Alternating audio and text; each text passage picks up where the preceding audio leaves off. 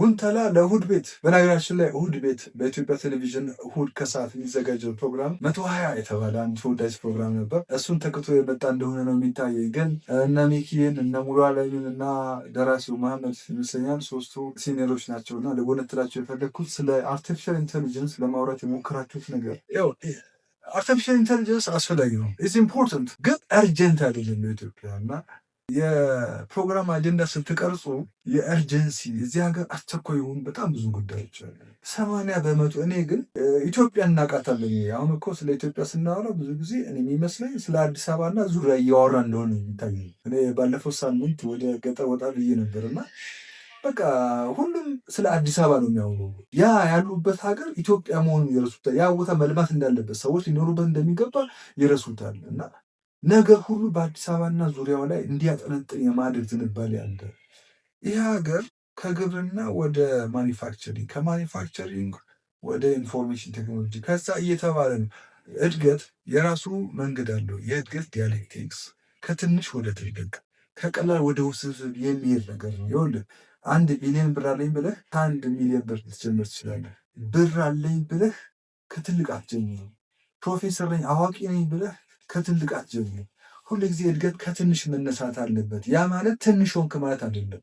ከትንሽ ወይም ከቀላሉ ስትነሳ ጉድለት እንኳ ቢኖር ባጠረ ጊዜ በአነስተኛ ኪሳራ ፊክስ ማለት ትችላለህ። ነው እንትኑ ጉዳቱ ከባድ አይደለም።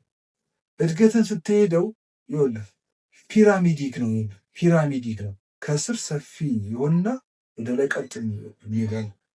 እንደሱ ኤአይ የምትሉ ሰዎች ፒራሚዱ ገለበጣችሁት። ከላይ ሰፊ ከታች ወደ ታች ሲወርድ ደግሞ ቀጭን። ያ ማለት በኮረት የድንጋይ ካብ ውስጥ አንዲት ኮረት ብትጎድል እንጨት ጭንገው ይላል ማለት ነው።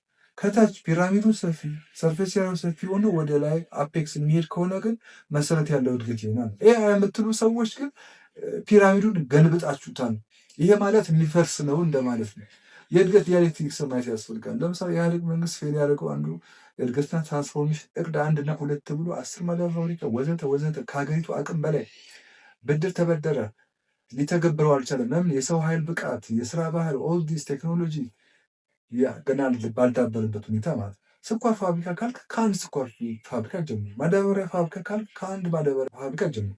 ከሱ ልምድ አግኝተህ ከዳ ወደ 2 ወደ 3 እያልክ ነው መሄድ መቻል ያለብህ። እና ሚኪ ሙሉ አለምና መሐመድ እኔ በጣም ቴክኒካሊ ፕሮፌሽናል ፋውል ነው የሰራችሁት አጀንዳው። ምናልባት እናንተ ካላረጋችሁትም ይህንን ዲቤት ማድረግ አለባችሁ ካለቆቻችሁ ጋር እንጂ የእድገት ዲያሌክቲክስ ፍሮም ሲምፕል ቱ ኮምፕሌክስ ፍሮም ላይት ቱ ሄቪ የሚሄድ መሆኑን በአመክሮ ማወቅ መቻል አለባችሁ ብዬ ላስተነክር እፈልጋለሁ። እና ስህተት ነው ይህ ነገር፣ ብታስተካክሉት መልካም ነው። አስተካክላችሁት እንደማይ ተስፋ አደርጋለሁ። ግን የተሳሳትኩ አይመስለኝም። እውነት ለመናገር በዚህ ንግግሬ ውስጥ ጉንተላ ብዬ መምጣቴ ስህተት የለም። ፎርሹ የምናወራው እንኖረዋለን። ዊ ዎክ ዘ ቶክ